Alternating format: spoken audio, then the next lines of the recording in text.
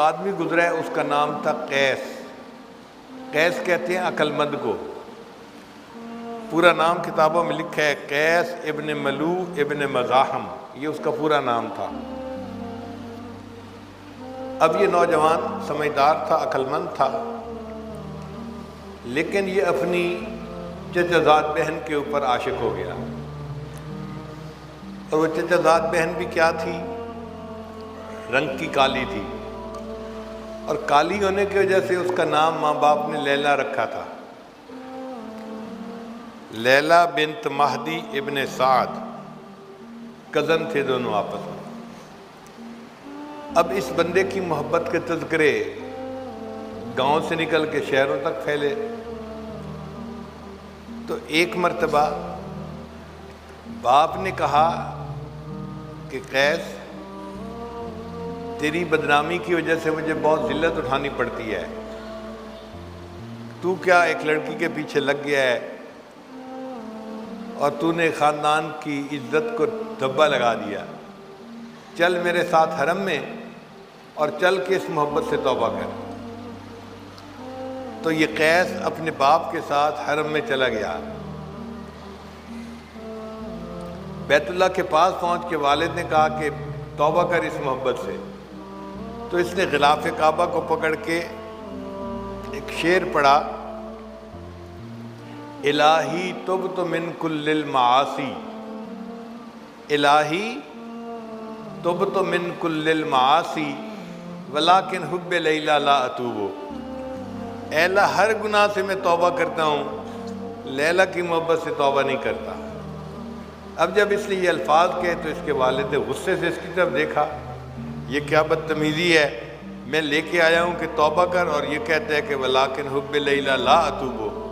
تو سمجھدار تو تھا ہی صحیح، اس نے جب دیکھا کہ والد نے خفا ہو کے دیکھا ہے تو اگلا شعر پڑھا، الہی لا تسلبنی حبہا ابدا، اے اللہ اس لیلا کی محبت کبھی میرے دل سے سلب نہ کرنا، وَيَرْحَمَ اللَّهُ عَبْدًا قَالَ آمِينَ، اور جو میری دعا پر آمین کہہ دے اللہ اس بندے کے گناہوں کو بھی معاف کر دے۔ یعنی اگر میرے ابو آمین کہہ دیں تو اللہ میرے ابو کی بھی مغفرت فرما دے۔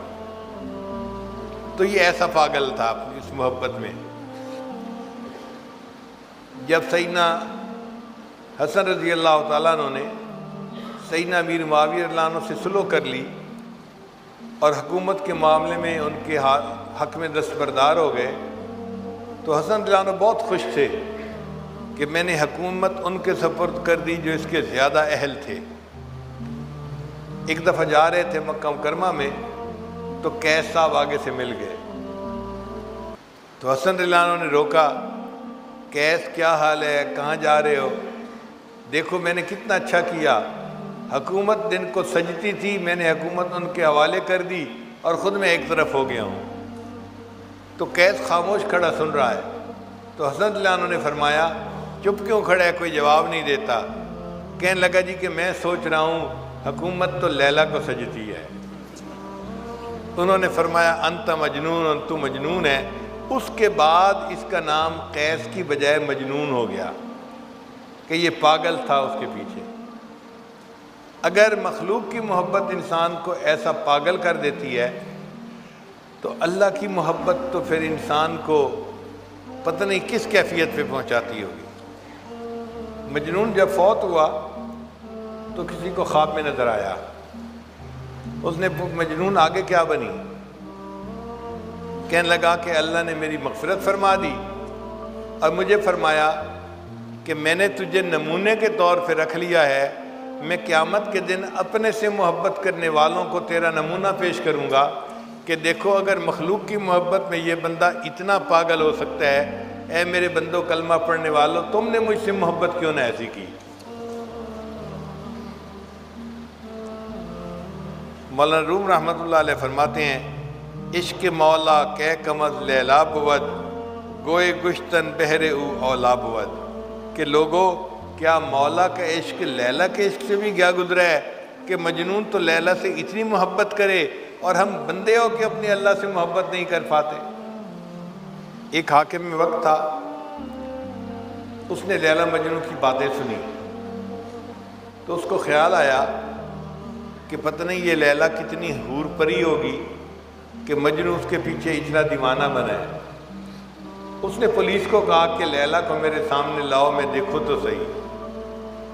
اب جب لیلا آئی تو وہ تو ایک عام سی لڑکی تھی کالے رنگ کی، تو بادشاہ نے اسے کہا از دیگر خوباں تو افزوں نیستی، اے لیلا دوسری خوبصورت عورتوں سے کوئی بڑھ کر تو حسین نہیں ہے، گفت خامش چوں تو مجنوں نیستی۔